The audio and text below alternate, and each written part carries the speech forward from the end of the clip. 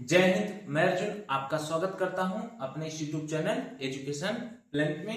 जैसा कि आपने थंबनेल पर भी देखा होगा और यहाँ पर भी आप देख रहे हैं, भारत का संवैधानिक विकास एक कक्षा में समाप्त। जी हाँ, अब एआई का भी डर खत्म। यानी क्या है, मैं एआई से नोट्स बनाया हूँ, एआई टाइप का प्रश्न भी लाया हूँ। ठीक, जो आने वाले एग्जाम में जो क्या है, अगर पूछा जा रहा है एआई से, ठीक, आपको कोई दिक्कत नहीं होगा। संवैधानिक विकास आपका इसी क्लास में कॉन्सेप्ट भी क्लियर होगा और लास्ट में मैं सवाल भी लगाया हूं, देखिएगा आपको सवाल आने लग जाएगा। ठीक, और कॉन्सेप्ट क्लियर करने के बाद केवल सवाल प्रैक्टिस करिए, आपका सिलेक्शन होगा। तो चलिए देखते हैं भारत का संवैधानिक विकास। ठीक, चलिए यहाँ पर मैं पीडीएफ सेट किया हूं। भारत का संवैधानिक विकास किस तरीके से हुआ। ठीक, यहाँ पर देखिए, भारतीय राज्य व्यवस्था का सबसे महत्वपूर्ण आधार क्या है। ब्रिटिश काल के समय में जो पारित किए गए, ठीक ना, अधिनियम ने हमारे भारतीय संविधान का क्या है, ढांचा तैयार किया। वहीं से जो वो लोग अधिनियम पारित कर रहे थे, वहीं से हमारे संविधान का विकास हुआ। देखते हैं, यह दो पार्ट में बांटा गया। कितने पार्ट में? दो। पहला, ईस्ट इंडिया कंपनी के अधीन शासन, ठीक, यानी 1757 से 1853, ठीक, 1757 से 1853 तक।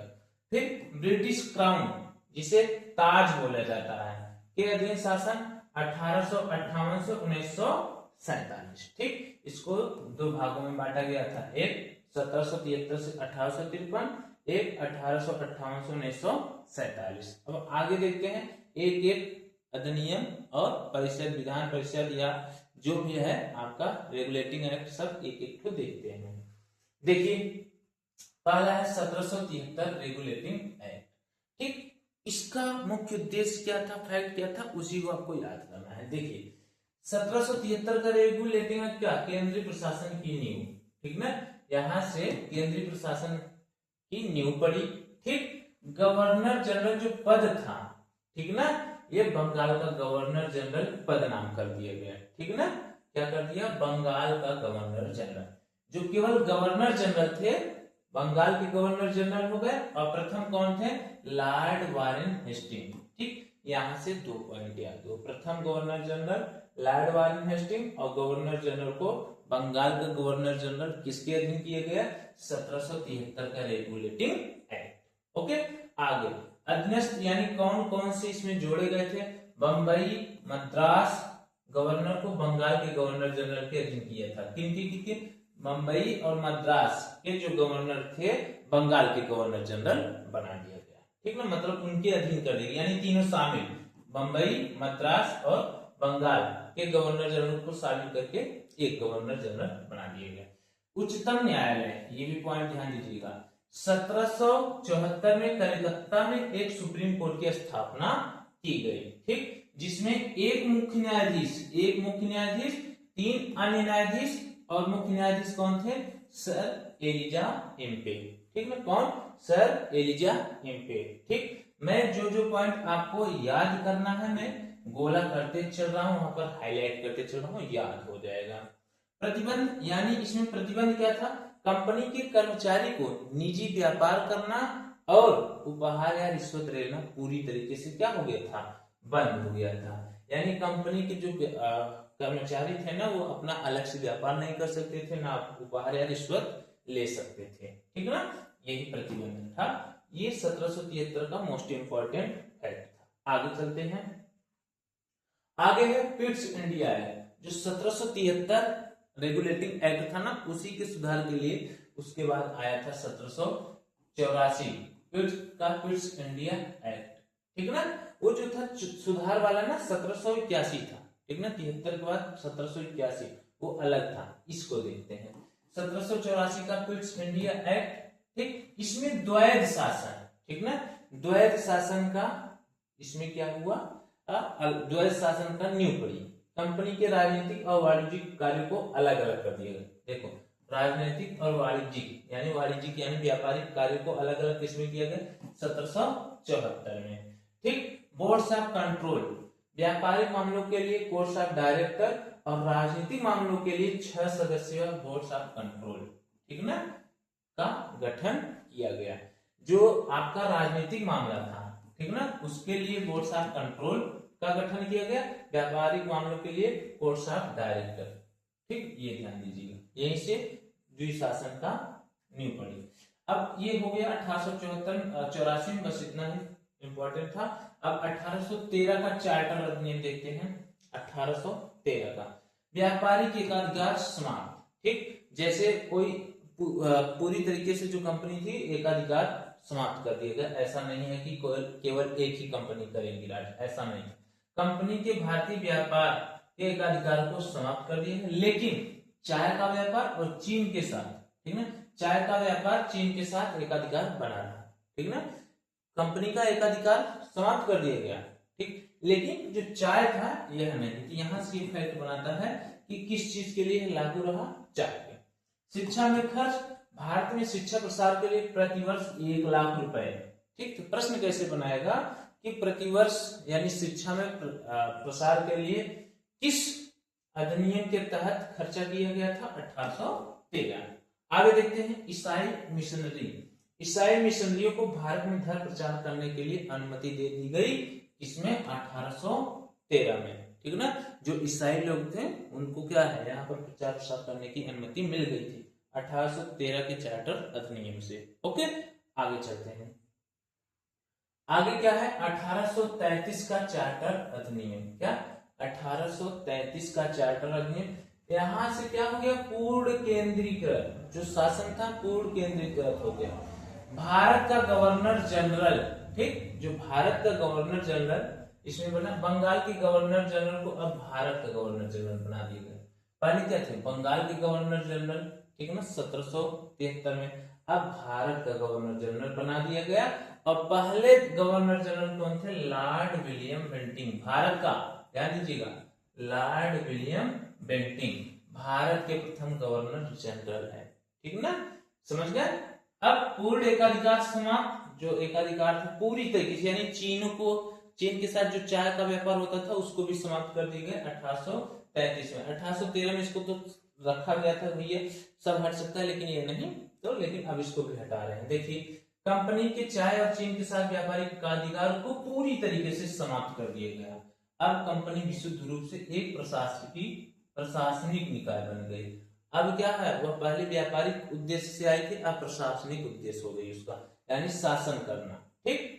अब विधि सदस्य, गवर्नर जनरल की परिषद में चौथे सदस्य के रूप में विधि सदस्य को शामिल किया गया। किसके अंतर्गत, 1833 के अंतर्गत। ये ध्यान दीजिएगा, विधि सदस्य 1833 में। ओके, आगे देखते हैं। आगे है आपका 1853 का चार्टर अधिनियम। 1853 का चार्टर अधिनियम में क्या हुआ, खुली प्रतियोगिता। अब खुली प्रतियोगिता किसके लिए, सिविल सेवकों की भर्ती के लिए, ठीक ना, जो आज हम लोग जानते हैं UPSC, union public service commission, ठीक। खुली प्रतियोगिता प्रणाली की शुरुआत की गई 1854 में मैकाले समिति की गठन से, ठीक ना।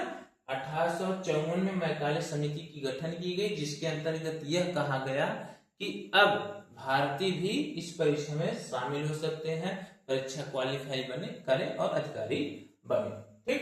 विधायी शक्ति, पहली बार गवर्नर जनरल की परिषद की विधायी शक्तियां और प्रशासनिक कार्य को अलग किया गया।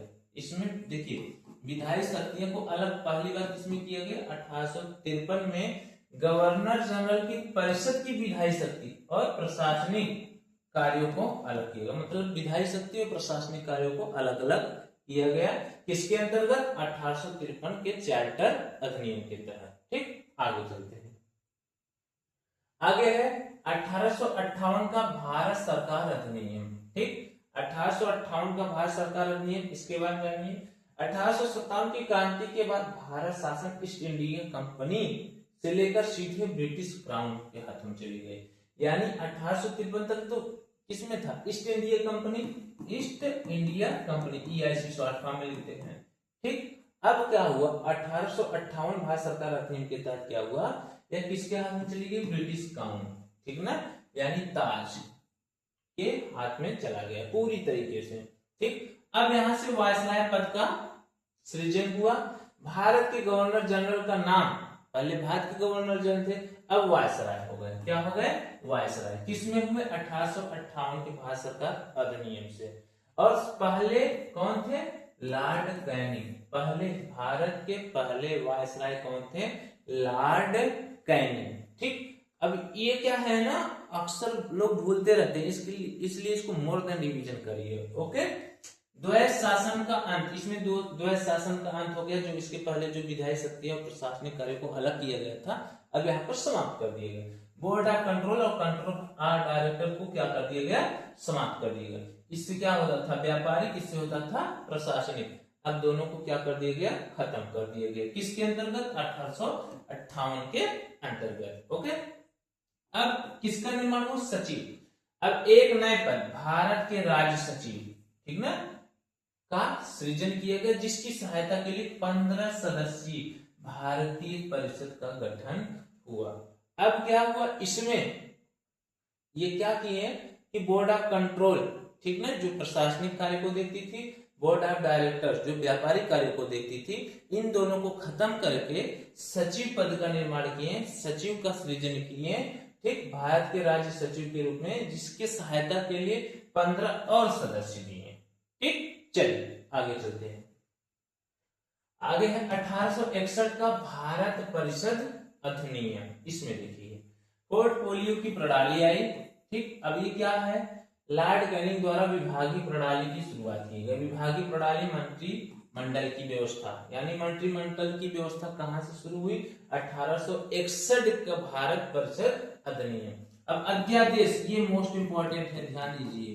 ठीक ना, अध्यादेश वायसराय को आपातकाल में परिषद की सहमति के बिना, यानी परिषद सहमति दे चाहे ना दे, लेकिन अध्यादेश जारी करने की शक्ति दे दी गई। अवधि 6 माह, 6 माह तक का क्या है? अध्यादेश लागू रह सकता है आपातकाल के समय।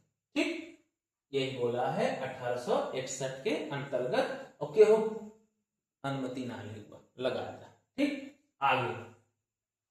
आगे है 1909 का भारत परिषद अधिनियम, जिसे हम लोग मार्ले मिंटो सुधार करते हैं। ये प्रश्न इंपॉर्टेंट, यहां से इंपॉर्टेंट हो जाता है, पीछे उतना इंपॉर्टेंट नहीं है, उतना ज्यादा नहीं पूछता है, बस वायसराय पूछता है और गवर्नर जनरल, ठीक, यही से पूछता है। लेकिन इसमें अब जो चल रहा है यहां से इंपॉर्टेंट है, यहां से प्रश्न बनाते हैं, कंफ्यूज भी करता है। 1909 का भारत परिषद अधिनियम को मार्ले मिंटो सुधार भी कहा जाता है, ध्यान दीजिएगा। ठीक, सांप्रदायिक निर्वाचन, इस अधिनियम द्वारा भारत में पहली बार मुसलमानों के लिए पृथक निर्वाचन मंडल का व्यवस्था की गई। ठीक ना, सांप्रदायिक निर्वाचन मतलब क्या हुआ? धर्म, ठीक ना, जैसे ये मुसलमान के लिए अलग हो गया, हिंदू के लिए अलग, ऐसे क्या है, अलग अलग बना था। तो मुसलमानों के लिए पृथक निर्वाचन मंडल किसमें हुआ था? 1909 में। ठीक, अब देखिए लॉर्ड मिंटो को सांप्रदायिक निर्वाचन का जनक भी कहा जाता है, ये भी पॉइंट याद कर लीजिएगा। ठीक ना, लॉर्ड मिंटो को सांप्रदायिक निर्वाचन का जनक भी कहा जाता है। अब सत्येंद्र प्रसाद सिन्हा इसमें क्या कर रहे हैं देखते हैं। वायसराय की कार्यपालिका परिषद के पहले भारतीय सदस्य बने। ठीक ना, जो वायसराय कार्यपालिका का परिषद था ना, पहले भारतीय सदस्य बने, विधि सदस्य के रूप में थे। अभी जो इसके पीछे पढ़ रहे थे कि सचिव पद का निर्माण हुआ 15 लोग, वैसे तो वही चीजें हैं। ठीक है ना, चलिए पहले सदस्य थे कौन? सत्येंद्र प्रसाद सिन्हा। इसमें मोस्ट इंपॉर्टेंट यही है कि इसको मार्ले मिंटो सुधार किया जाता है। इसमें पृथक निर्वाचन का आयोग, निर्वाचन का गठन किया गया। आगे देखते हैं 1919 भारत सरकार अधिनियम मॉन्टेग्यू जेम्स कोड सुधार। देखिए 1909 और 1919 में बहुत कंफ्यूजन रहता है, ध्यान दीजिए 1909 और 1919। ठीक, इसमें क्या ध्यान देना है, 1909 में क्या होता है आपका पृथक निर्वाचन, यानी मुसलमानों के लिए निर्वाचन है, जिसे हम लोग क्या बोलते हैं, पीछे आपने पढ़ा मार्ले मिंटो। ठीक ना, मार्ले मिंटो सुधार। अब इसमें है मॉन्टेग्यू जेम्स कोड सुधार। ठीक, अब इसमें प्रांतों में द्वैत शासन हो 1900, ध्यान दीजिएगा, प्रांत बोला है, प्रांतों में द्वैत शासन प्रणाली को लागू किया गया। ठीक, आरक्षित और हस्तांतरित दो भागों में। जो यह द्वैध शासन था कैसा था, एक आरक्षित एक हस्तांतरित। ठीक, चलिए द्विसदनी व्यवस्था, केंद्र में पहली बार द्विसदनी विधायिका 1919 के तहत हुआ, ये भी ध्यान दीजिएगा। राज्य परिषद और केंद्रीय विधानसभा। अब प्रत्यक्ष निर्वाचन की व्यवस्था, ये भी ध्यान दीजिएगा, प्रत्यक्ष निर्वाचन की व्यवस्था 1919 के तहत। लोक सेवा आयोग, एक केंद्रीय लोक सेवा आयोग के गठन का प्रावधान किया गया। फलस्वरूप 1926 में ली आयोग की सिफारिश पर स्थापना की गई, यानी यूपीएससी के बारे में बात कर रहा है। ओके, ठीक, इसमें द्विसदनी विधायिका का गठन हुआ, प्रत्यक्ष निर्वाचन की व्यवस्था की गई, द्वैध शासन का भी नींव पड़ा और दो भागों में बांटा गया, आरक्षित और हस्तांतरित। और द्वैध शासन कहां पर, प्रांतों में, ये ध्यान दीजिएगा। ओके, आगे चलते हैं।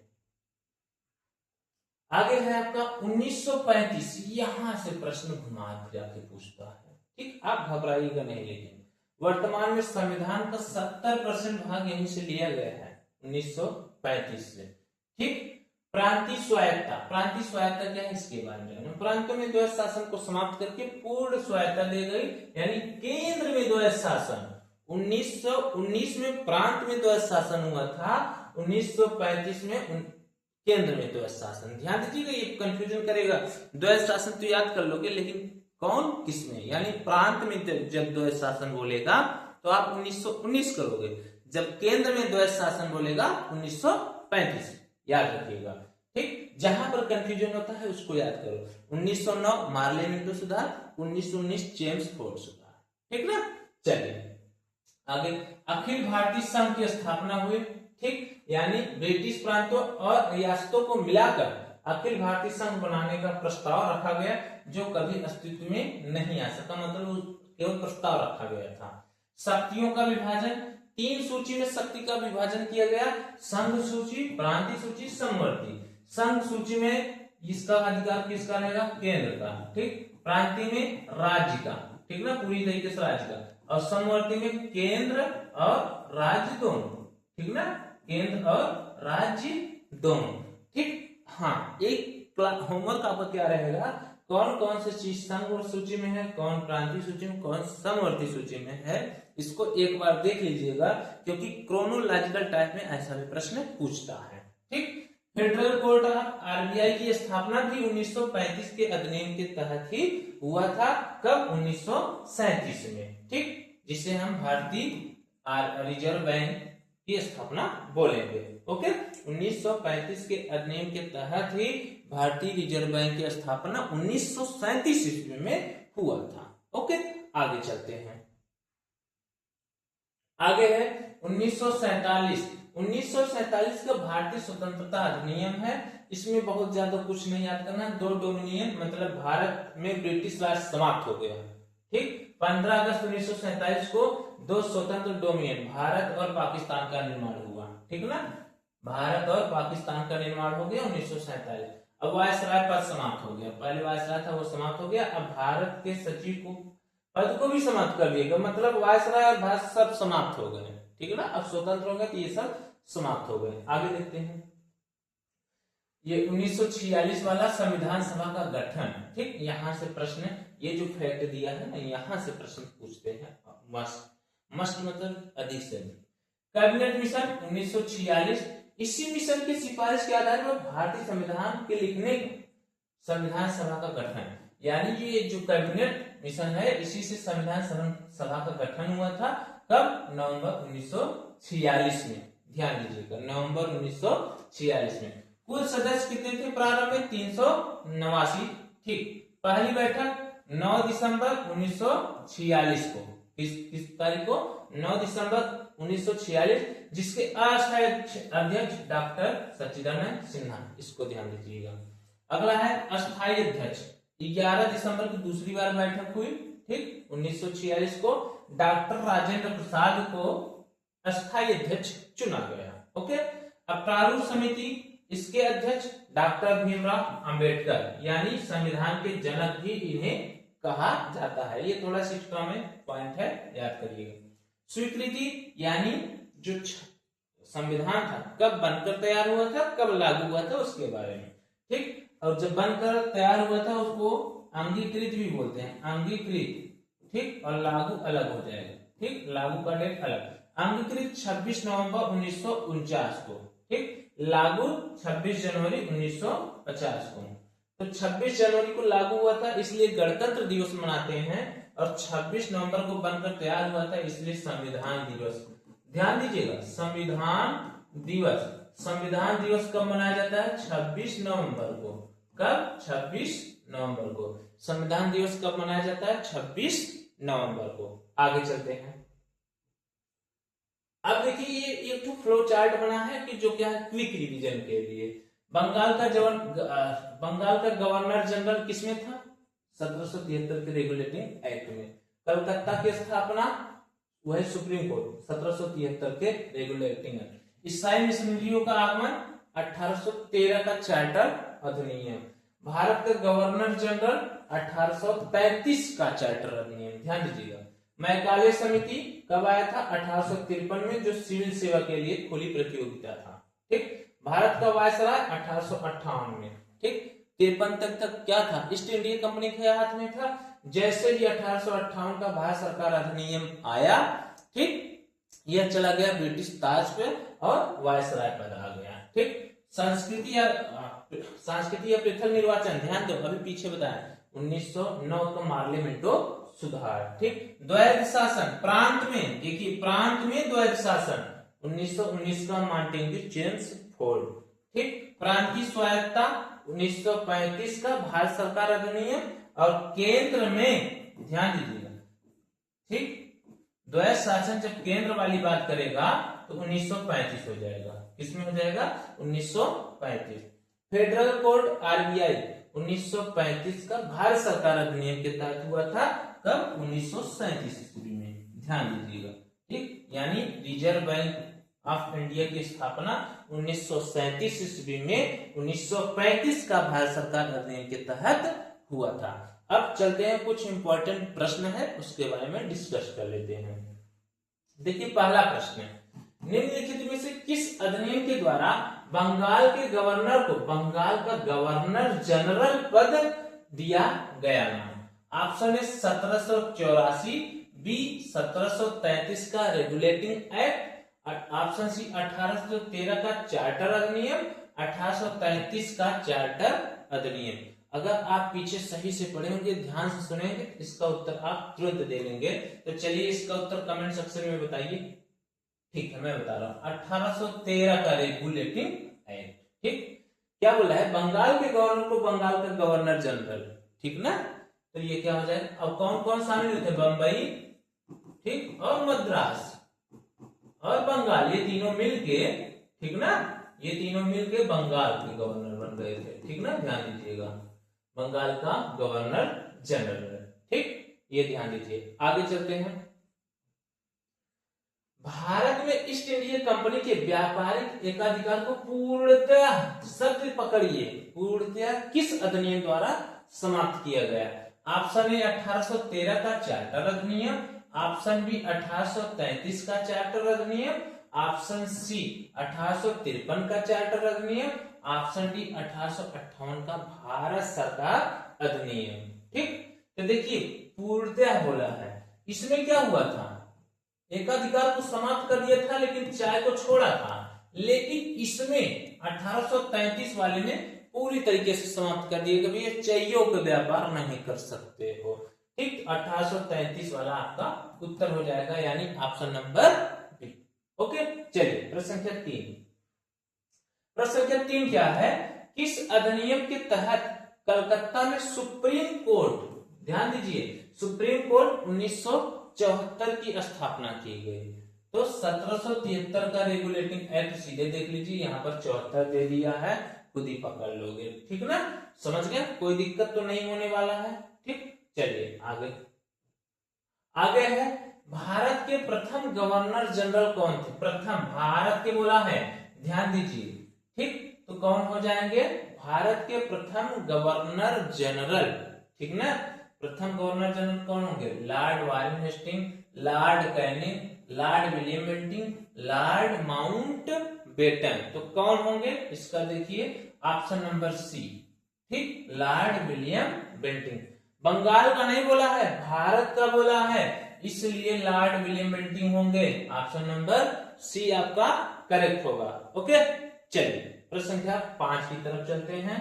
प्रश्न संख्या 5 क्या है, किस अधिनियम को मार्ले मिंटो सुधार के नाम से जाना जाता है जिसने भारत में सांप्रदायिक निर्वाचन अभी जो पीछे बताया मुसलमानों के लिए लगा, मुसलमानों के लिए, ठीक ना, तो ये वाला आपका किस में होगा?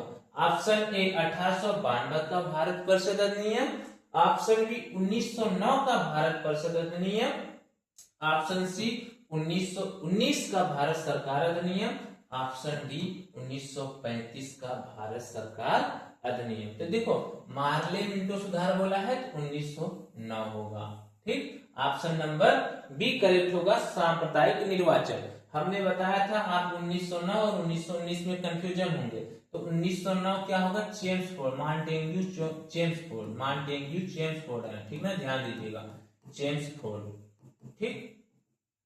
ये आपका मार्ले मिंटो 1909 में है। ओके, प्रश्न संख्या 6 चलते हैं। प्रश्न संख्या 6 है, प्रांतों में द्वैध शासन, ठीक, प्रणाली किस अधिनियम के द्वारा लागू हुआ था? प्रांतों में द्वैध शासन, तो पहला नंबर ये तो होगा नहीं, ये 1935 केंद्र में द्वैध शासन लगाया था। 1935 कब लगाया, किस में लगाया था? केंद्र में, ध्यान दीजिएगा, तो इसलिए यह भी नहीं होगा। 1909 आपका वही है, अभी जस्ट पीछे पढ़े मार्ले मिंटो सुधार, ठीक। तो प्रांतों में द्वैध शासन 1919। देखिए कुछ प्रश्न ऐसे होते हैं ना, उसका जो विकल्प रहता है उसको कटैया छटैया कर देंगे, यानी 2-3 विकल्प कर जाएगा, काम मिल जाएगा, ठीक, डक जाएगा, उत्तर मिल जाएगा। ओके, यानी प्रांतों में द्वैध शासन प्रणाली किस अधिनियम द्वारा लागू की गई थी? 1919 का मॉन्टेग्यू चेम्सफोर्ड सुधार। ओके, आगे प्रश्न संख्या 7 है, भारतीय रिजर्व बैंक आरबीआई, देखिए अभी जस्ट पीछे पढ़े, मतलब जितना डाटा पढ़ाए हैं अगर उसको सही से पढ़ेंगे प्रश्न लगा लेंगे, ये सब एआई से प्रश्न है। भारतीय रिजर्व बैंक आरबीआई और एक संघीय न्यायालय, ठीक ना, जिससे फेडरल कोर्ट बोलते हैं, की स्थापना का प्रावधान किस अधिनियम के तहत हुआ? 1919 तो होगा नहीं, अभी चेम्सफोर्ड पढ़े, ठीक। 1909 मार्ले मिंटो सुधार, ठीक। 1935 का भारत सरकार अधिनियम, और कब हुआ था? 1937 में, ये भी ध्यान दीजिएगा।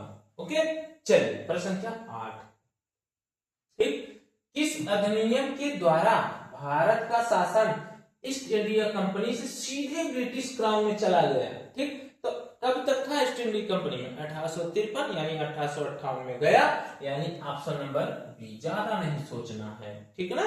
अब इसको फिर से बता देते हैं, क्या बोलेंगे इसको? मॉन्टेग्यू चेम्सफोर्ड, ठीक ना, और ये क्या हो जाएगा आपका? मार्ले मिंटो सुधार यानी सांप्रदायिक निर्वाचन, ठीक। चलिए आगे चलते हैं। आगे है प्रश्न संख्या 9, सिविल सेवकों के लिए खुली प्रतियोगिता, सिविल सेवकों के लिए खुली प्रतियोगिता, रात के कितने बज रहे मैं दिखा दूं आप लोगों को, मसा काट रहा था, 11:55, 5 मिनट बाकी है, 12 बज जाएगा, ठीक। इसमें क्या बोला है कि खुली सिविल सेवकों की भर्ती के लिए खुली प्रतियोगिता प्रणाली की शुरुआत किस चार्टर द्वारा की गई? ठीक, option A 1813, option B 1833, option C 1853, option D 1793। ये तो कहीं मिल गया नहीं किया जी, 1793 वैसे कट गया। चलिए बताइए इसका क्या होगा उत्तर। तो देखिए क्या बोला, खुली प्रतियोगिता, ठीक ना, यानी यूपीएससी के लिए, तो ये 1853 होगा। क्या होगा आपका? 1853, ऑप्शन नंबर सी। पीछे फैक्ट पढ़ाया गया, वहीं से देख सकते हैं। लास्ट प्रश्न है आज की क्लास का, और ये जैसा टॉपिक भी बताया गया, और ये लास्ट 10 प्रश्न का अंतिम प्रश्न है। वर्ष 1935 के अधिनियम द्वारा प्रांतों में द्वैध शासन समाप्त करके क्या व्यवस्था लागू की गई थी?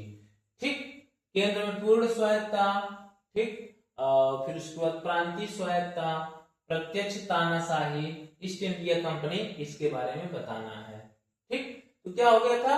प्रोविंशियल ऑटोनॉमी, यानी ऑप्शन नंबर बी प्रांतीय स्वायत्तता, ठीक ना। द्वैध शासन समाप्त कर दिया गया था, प्रांतों में द्वैध शासन समाप्त कर दिया गया था, तो किस व्यवस्था को लागू की गई थी? प्रांतीय स्वायत्तता। इसमें केंद्र में पूर्ण स्वायत्तता था, इसलिए ऑप्शन नंबर ए आपका नहीं सही होगा। ऑप्शन नंबर बी आपका क्या हो जाएगा? सही हो जाएगा।